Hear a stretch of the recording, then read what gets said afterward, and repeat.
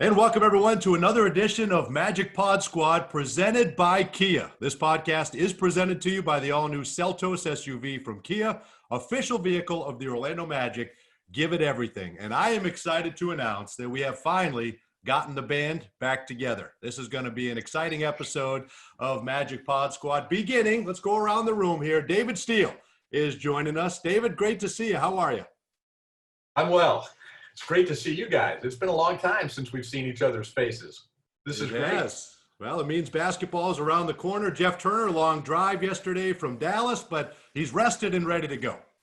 Ready to go, Dante. Guys, it is good to be back together. This is a little more comfortable chair than that car I was sitting in for 17 hours yesterday.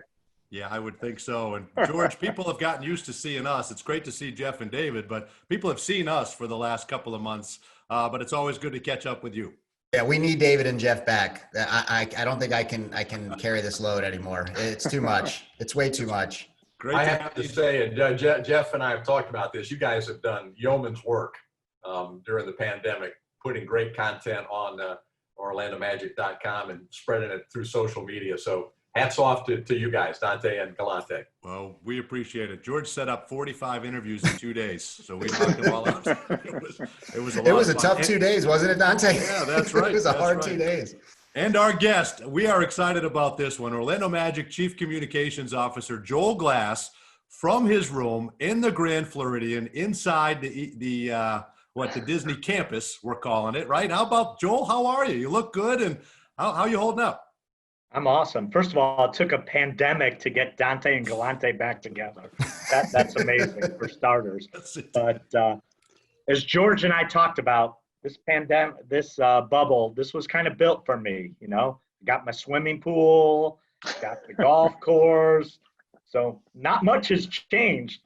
Yeah, I'm trying to figure, is it just the length of days that's changed? Because when we go on a road trip, it sounds like you're doing everything you would normally do on a Magic road trip.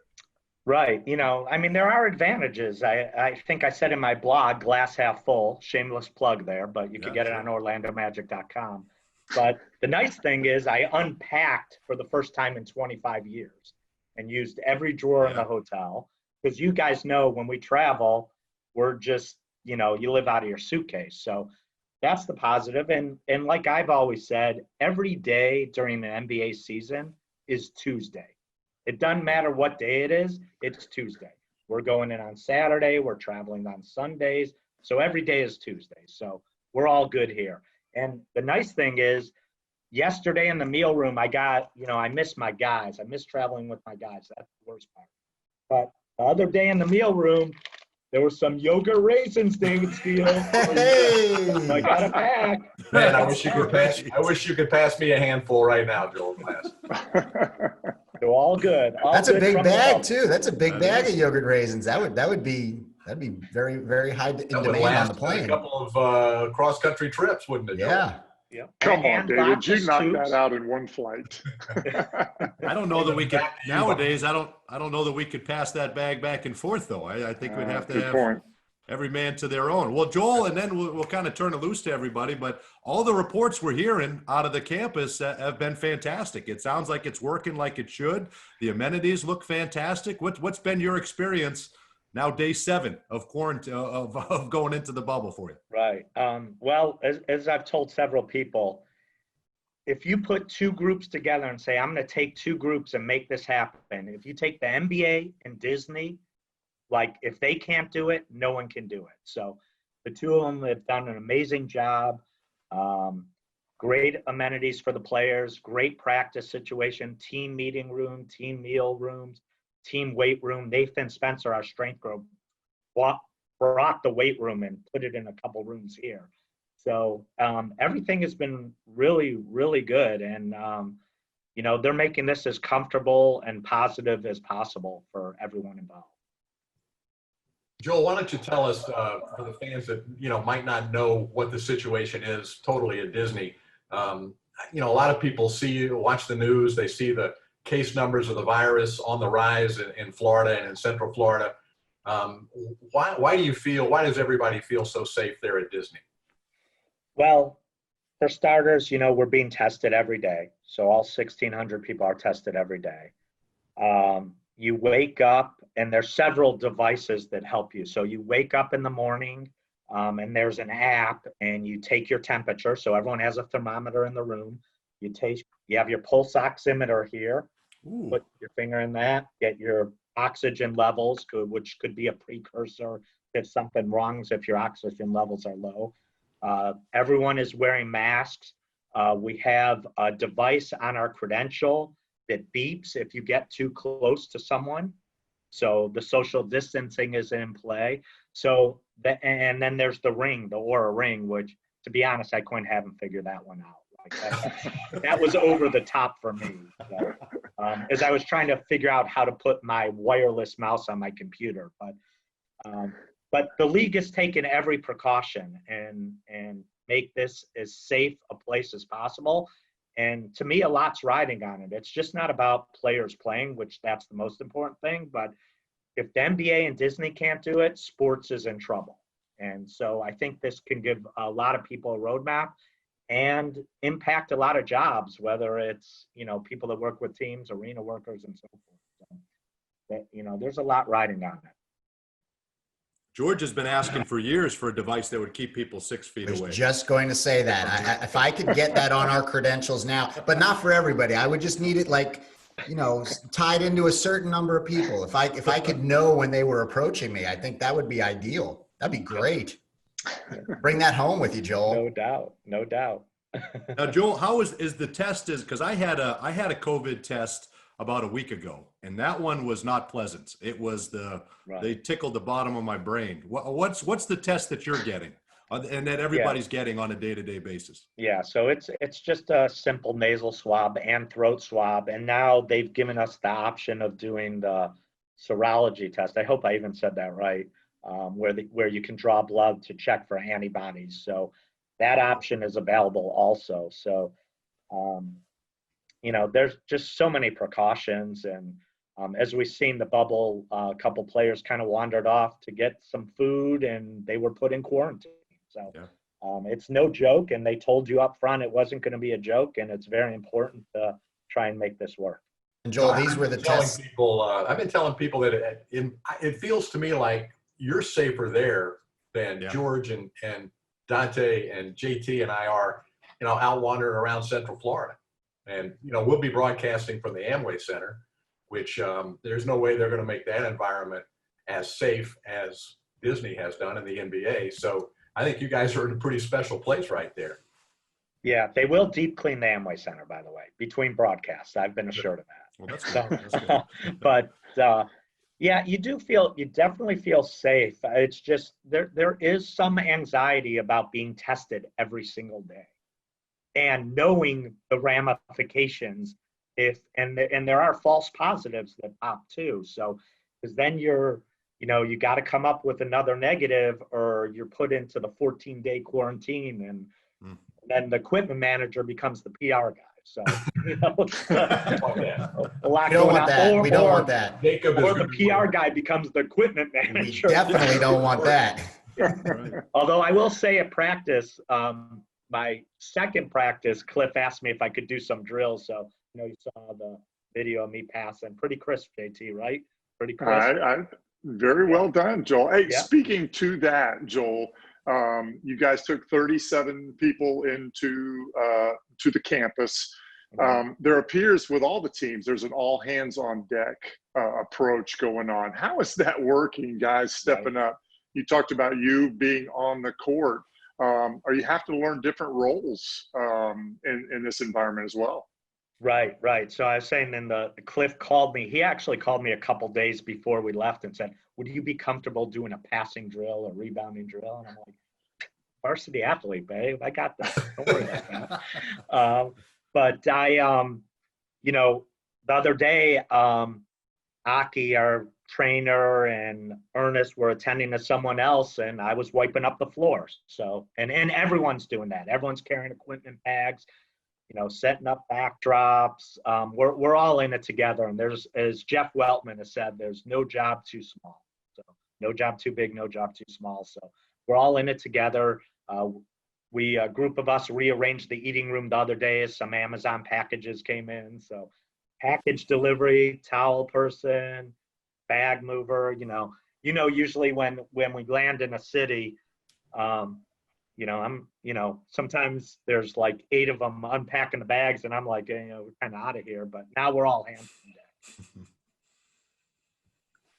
Well, what about the experience of just the initial experience of pulling up to the bubble? Describe for people what that was when you had to say goodbye to people and then hop on the bus knowing you were going there for a minimum of 7 weeks. Right. How was that experience, and talk about going into the facility for the first time? Right. So my situation's a little different, especially my kids are grown, and as long as there's Zelle and Venmo, like they don't even know I'm gone. So I don't even think they figured out. But you did see a lot of the players' families drop the players off and the staff, and it was a little bit, it tugged at your heart.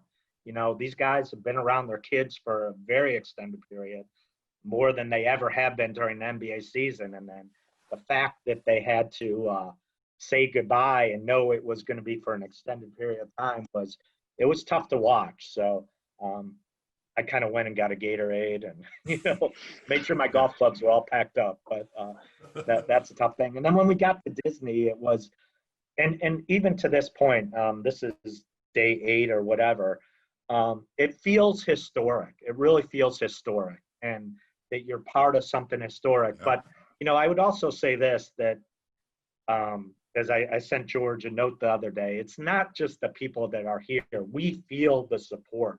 We feel you guys getting ready to broadcast game, and George and Trish and Brooke moderating Zoom calls. And there's 22 teams and 7 practice sites. So we get some odd practice times, and it's not our normal routine.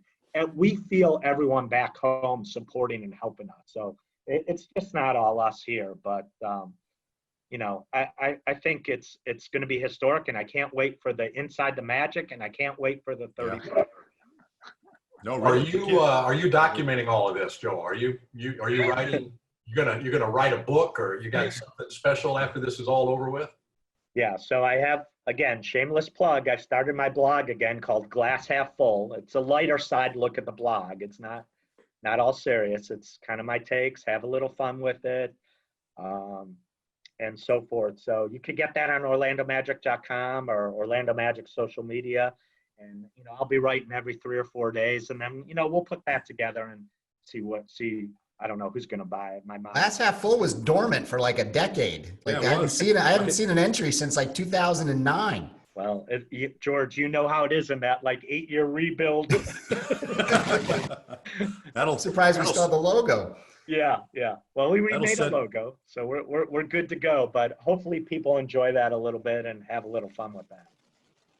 You always tell us, Joel, and you were the first ones to tell me when I first started this, don't ask any questions. Nothing about what we do makes any sense at any time, right?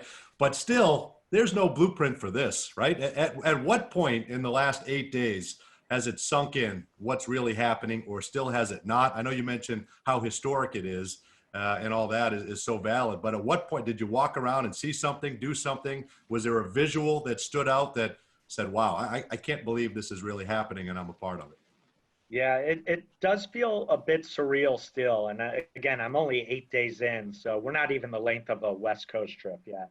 Right. It was a little tough Saturday, I have to admit. Like, we finished practice at 1 o'clock, and to know you're 30 minutes from home, but like you can't go, that it kind of hit you a little there. But at the same time, to be part of it, I think for all of us to be part of it, it's just fascinating.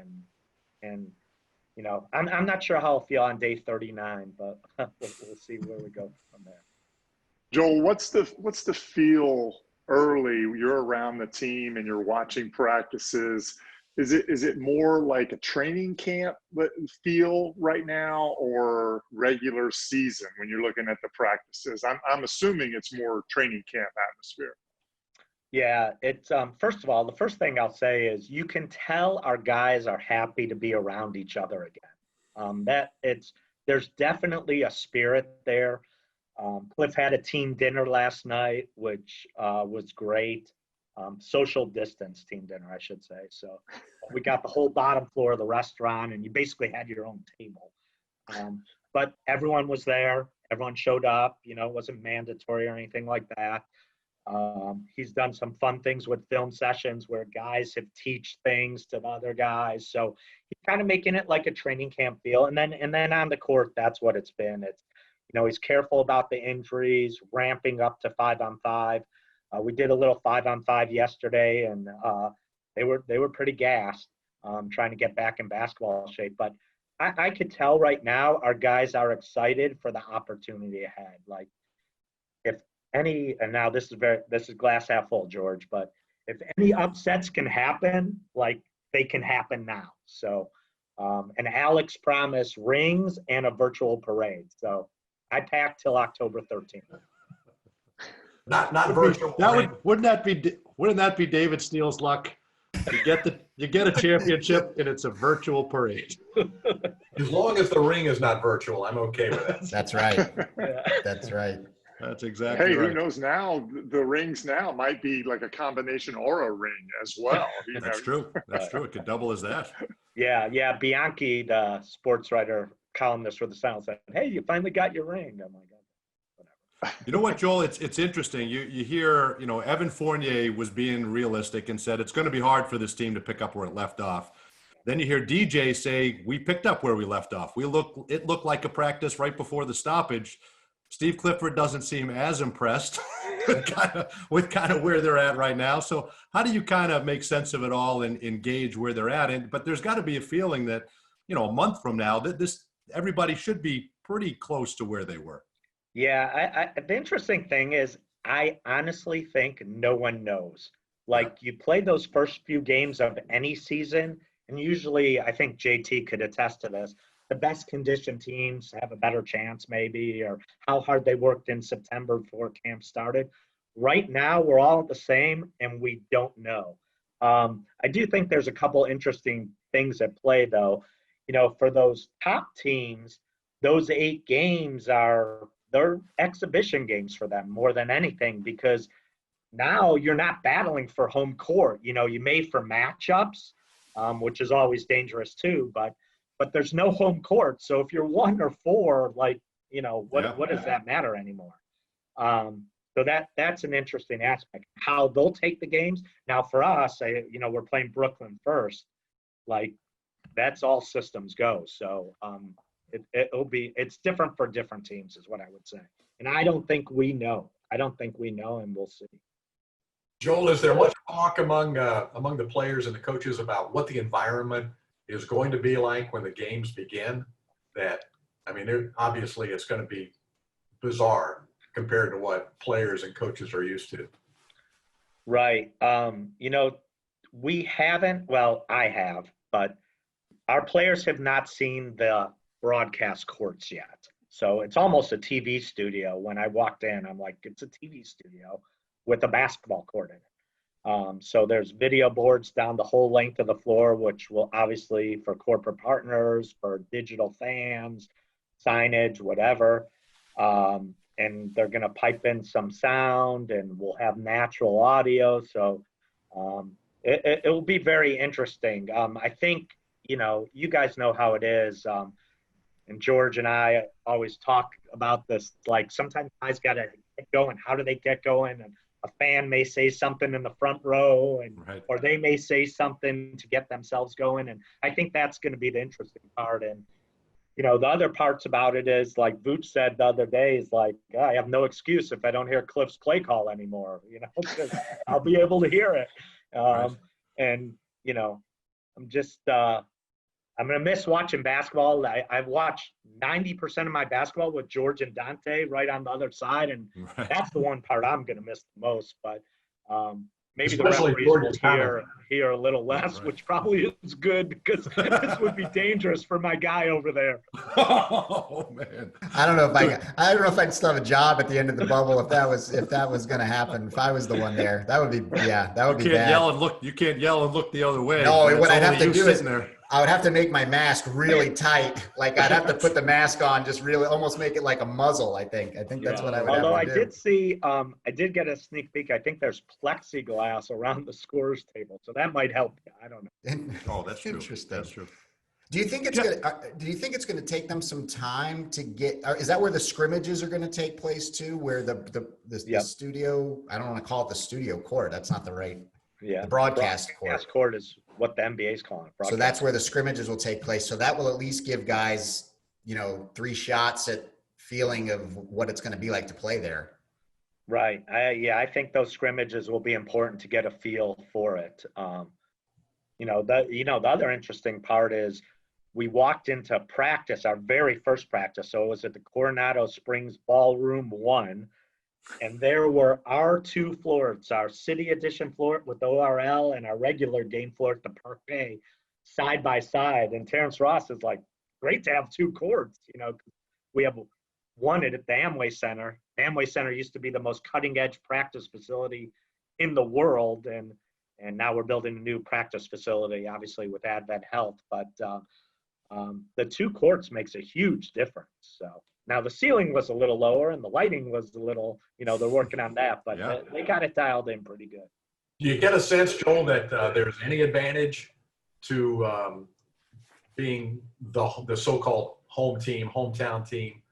I mean, on paper, it wouldn't look like there would be, but do you get any other kind of sense or does it really feel like nobody has any type of home advantage? Yeah, I'm not sure about that one because it's in some ways it feels frustrating that we're 30 minutes away. I'd rather be like, 2,000 miles away. So that's the frustrating part, but I don't know. That's going to be really interesting to see what are the advantages, disadvantages. I think it's going to come back to, as Cliff says all day long, approach. What's your practice approach? What's your game approach? What's your film study approach? What's your commitment? What's your commitment 20 days from now? I think those are going to be the biggest factors. Jeff, you played overseas. Did you ever play in front of an empty arena? Did they ever shut the building down, or what? When you have you ever been in an environment like this? Guys are good at adapting. Eventually, they'll get it. But wouldn't you think it would be strange at first that competition without fans? Yeah, it was funny when Joel was talking, I was thinking about my personal experience, and I've been asked about this quite a bit. What's interesting is overseas, we usually played in front of packed arenas, but I started my career with the New Jersey Nets.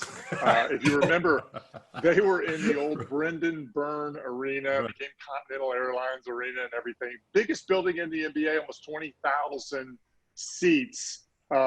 We averaged, I think, about maybe 2,500 people a night. So pretty much it was an empty building. People were interspersed all over and everything.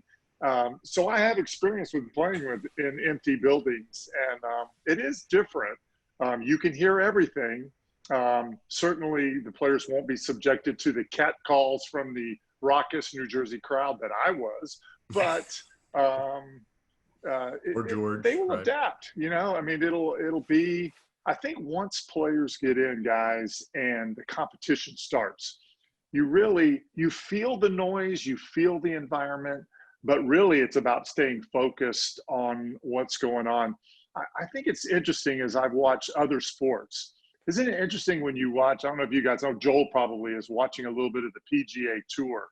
Are you seeing the scores these guys are firing right now? They are just laser focused. There are no distractions. So I wonder, once we get into this and the prep and everything, and there are no distractions, we're either going to see very good basketball or the time off is going to hurt it. But I'm leaning glass half full that we're going to see some really good basketball once we get into the regular games. Yep. Joel, we did an interview with Mo Bamba a couple of weeks ago, and he mentioned he put over 20 pounds of muscle on his frame, and fans couldn't believe it. They said it can't happen. He looks bigger. He looks like he's got 20 plus pounds of muscle on. How that translates to basketball play and all that, we have no idea. But what did you, at least the fact that he put in the work when he had all that time on his own, I think says something, right? What have you seen of Mo, and how does he look out there in practice? Yeah, he's definitely noticeably bigger. And by the way, how would you like to have that situation? You know, you could wake up at 2 in the morning and have a milkshake or eat whatever you want. Like Right. we've all done that during this pandemic anyway, you know. So Right. but he's noticeably bigger. It'll be interesting if he could keep it on as he starts, you know, ramping up his running. But he's definitely committed to it. He used the time off to the best of his abilities. Uh, Again, our guys, Nathan, Samir, man, they dropped off a U-Haul truck worth of weights at his place, and so it's you know, so we'll see how it goes. But I commend him for his commitment to really work and use this time wisely. There's a lot of interest in Jonathan Isaac, Magic fans. You know, everybody wants to know what are the chances of him playing. I know he addressed it a couple of days ago after a practice session, but what's your sense of where he is? How does he look? Give us a little inside look at how J.I. has been. Yeah, I think you know, J.I.'s his usual self, very optimistic, which is great and which is where he needs to be. And you know, it's just going to be a day by day thing.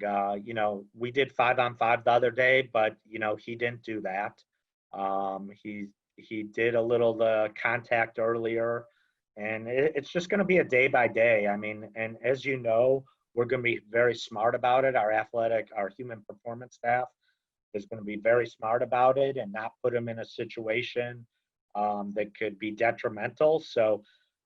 But you see signs of him coming along, and you know, we'll just have to see how he looks, you know, 2 to 3 weeks from now and how he's feeling. You know, obviously not playing any basketball since January 1, completely deconditioned. So you know, we're hopeful, but again, cautious about the whole approach. I wonder about, Jeff, you might address this too, the pros and cons. I mean, it's important for a guy like Jonathan Isaac, a young guy, to get that playoff experience. But on the other hand, like Joel just said, there's a hesitation to bring him back too early and risk perhaps, you know, another injury or whatever might happen there. So I wonder how you weigh that. I mean, the benefits of getting playoff experience, where would you be comfortable with saying, yeah, he's good to go? And it's more important for him to get that playoff experience than to sit him out through the summer. Well, David, I would say probably this is one of those things where players today and staffs, Jeff Weltman and his staff, have all the tools to monitor his improvement, his health, where he's at, and all those things. So I think you make the decision very cautiously. Because you have to look at this from a long-term effect. Just him being there with the team helps, no question about that. He's going through the process, he's learning. So from a standpoint of the education for him, from the playoffs and everything, I think that's important. If he can get on the court, obviously that's a plus. But really, for me, the whole concern with this whole thing is, yeah, I understand the virus and the monitoring and stuff. I worry about all these guys, to be honest, from an injury standpoint, because not playing basketball for that extended time without the ramp up, a long ramp up, I think is tough. So I think the good news is, it appears, and I know this is the case with the Magic, and I'm pretty sure with all the teams, is they understand that. And so the caution, the training, the preparation to get these guys in the best shape possible so that there are no injuries, even for the healthy guys, let alone a guy like Jonathan Isaac coming back, you have to proceed on with caution. And I think they'll do that. I think it's positive that Jonathan is even right there with the team going through all this, film studies, all of that. That's important. The rest is a bonus, in my opinion. And Joel, obviously we're taking that into consideration, because how many trainers, I mean, we have a ton of trainers there on campus with you guys. Yes, the human perform out of the 37. So first of all, I'm number 37 in case you guys didn't know. So You're all ranked. Are you all ranked? no, but I'm 37. I am 37. I know that. That means I'm like 77, by the way. Isn't George 38 if something happened to you? Yeah, I think so. We talked about that the other day, by the way. What would happen if something happened to him? It didn't sound like, it sounded like it sounds like there's a long gap between 37 and 38. Let's put it that way. Like there's some gray matter in between 37 and 38. I feel confident Jacob Diamond can do just about anything. So yeah, that's we're a good okay. point. That's true. That's a very good point. Yeah, I mean, as you saw during when we started one-on-one workouts and we're limited people in the gym, Jonathan or Jacob Diamond became our videographer, and he even filmed a piece for NBC National News with Lester Holt. Wow. We're all Jacob's replaceable. his resume is growing during this pandemic. Growing. That's right. But to get back to George's question, we do have human performance staff. Of that 37 was very, very important to Jeff Weltman and Donna Hammond, and rightfully so, as JT alluded to. So we have eight of our 37 are human performance. Is that typical, Joel, across the NBA? Have you done sort of an informal survey of the 37, the slots, and how they were used? I don't have a formal poll, but as you know, we're in the world of sports science. So I'm saying a lot of human performance people here.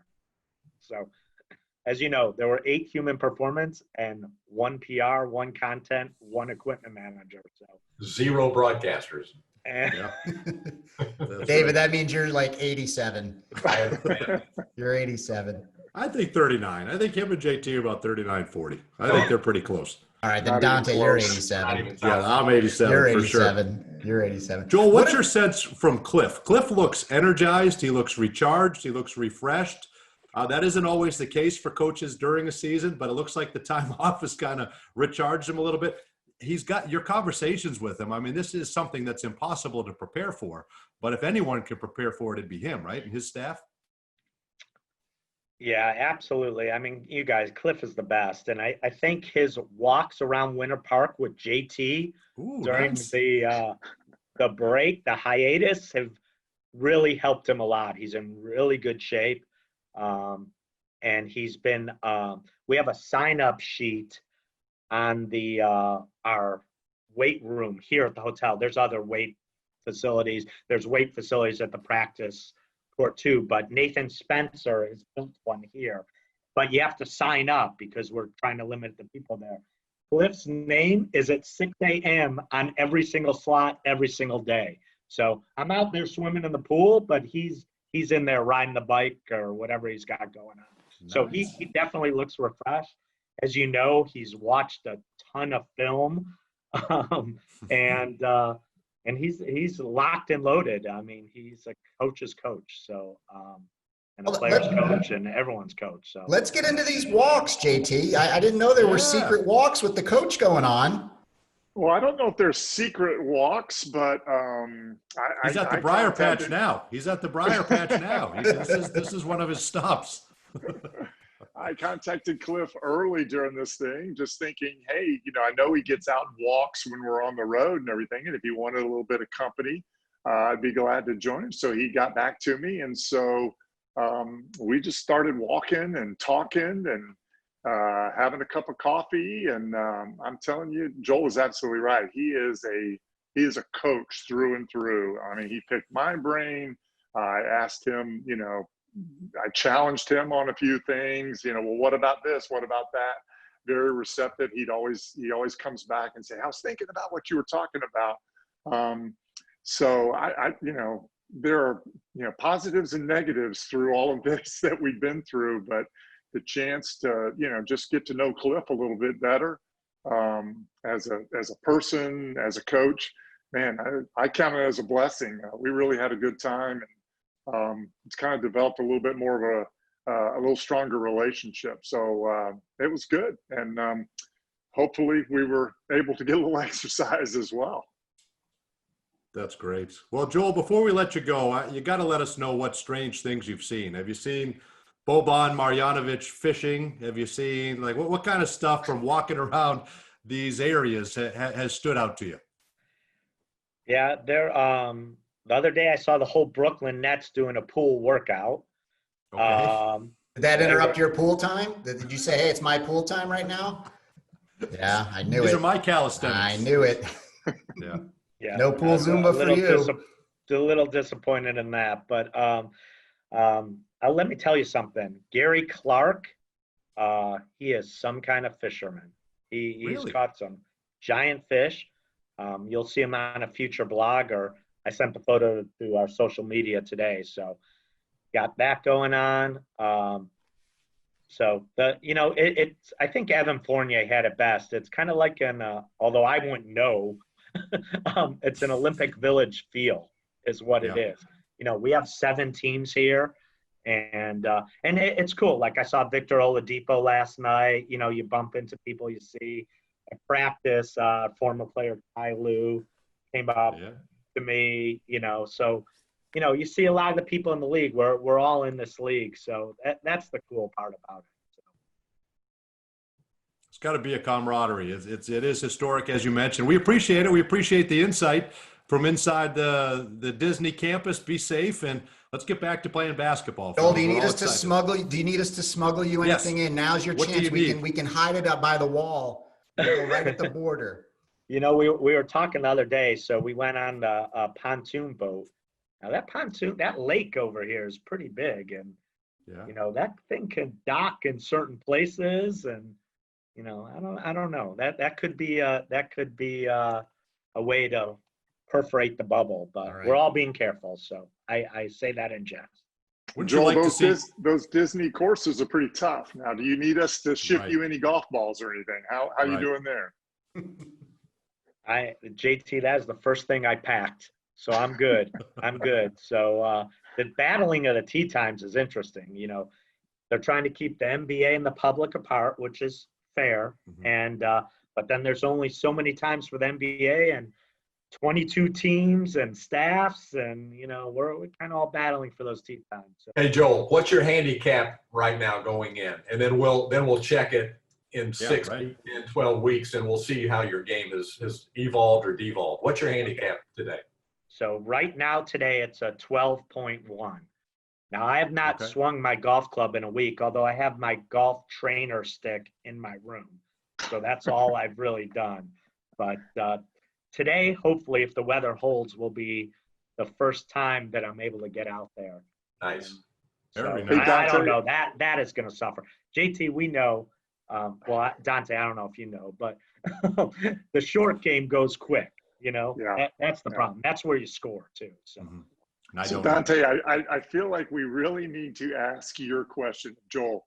Joel, in the bubble on the campus, what are your top 3 decisions that you have to make each day? That's awesome. Very good question. So JT, like as I said, not much has changed. Okay, I get my swim in the morning. I got to order the clips at night. Make sure they get in the right. So I'm 2 right there. And then, picking the players to do the Zoom media might be my 3rd one. Me and George kind of have good conversations about that as I'm trying to go around the team and so forth. So those are my 3 toughest ones That's great. right now. So nothing's really changed for me. Don't you imagine, first thing I imagine is Joel's golf clubs just got dumped right into his suitcase. Like that's how he packed them there. That's the first thing.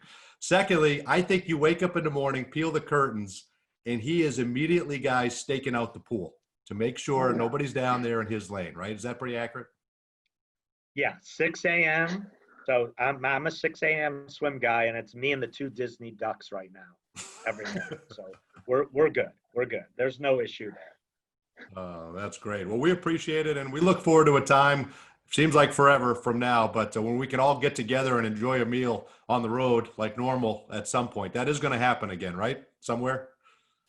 Glass half full. Absolutely. I cannot do this very long without my guys and their sippy cups. That's Hope right. you all have your sippy cups still. We do. We do. We're ready. All right. Thanks, Joel. Be safe and look forward to that first scrimmage on the 22nd. See you guys. Good seeing you.